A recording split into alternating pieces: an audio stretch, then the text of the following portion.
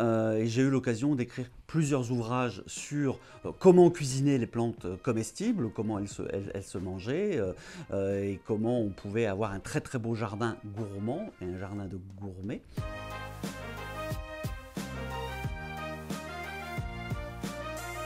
J'ai souvent l'habitude de dire que je suis un jardinier qui a réussi, enfin j'espère, ou un cuisinier raté, puisque en fait la véritable histoire, je vais juste vous le dire pour vous, c'est que j'ai passé le concours de l'école hôtelière au même moment que l'école de paysage, et la Poste a tout simplement envoyé la réponse de l'école de jardinier une semaine avant. Donc j'ai choisi de devenir jardinier. Mais l'aspect cuisine ne m'a jamais quitté, et j'ai eu l'occasion d'écrire plusieurs ouvrages sur comment cuisiner les plantes comestibles, comment elles se mangeaient, et comment on pouvait avoir un très très beau jardin gourmand et un jardin de gourmet. Et en fait, en 2017, j'ai écrit un livre qui s'appelait Tous mangent dans mon jardin.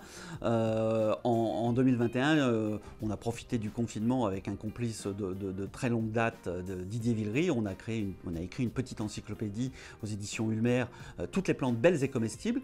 Et puis, le cheminement m'a rattrapé, et l'idée c'était de faire un livre de recettes assez simple. Alors ce sont des recettes très très très simples, hein. Ce sont des recettes sur lesquelles vous allez retrouver tous les ingrédients que vous allez trouver globalement dans votre jardin. Et si vous ne les trouvez pas dans votre jardin, vous allez les trouver chez votre primeur. Toutes les photos ont été prises dans ma cuisine, donc pas besoin d'une cuisine de chef 3 étoiles Michelin. Et puis c'est avant tout un moment de plaisir. Vous voyez à ma silhouette svelte que j'aime manger, parce que dans cet ouvrage vous allez trouver bien évidemment des plantes peut-être un petit peu inhabituelles, mais ça va vous donner envie d'aller les chercher. Et puis surtout, ce qu'on a fait, c'est que j'ai essayé de trouver en fait des alternatives. Si vous n'avez pas tel ingrédient, vous allez pouvoir utiliser un autre.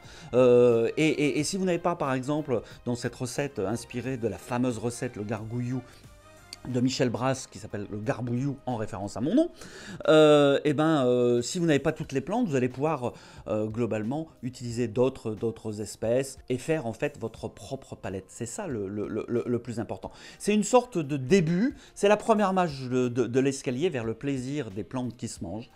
C'est ça le plus important. Faites-vous plaisir. Bien évidemment, lisez ce livre.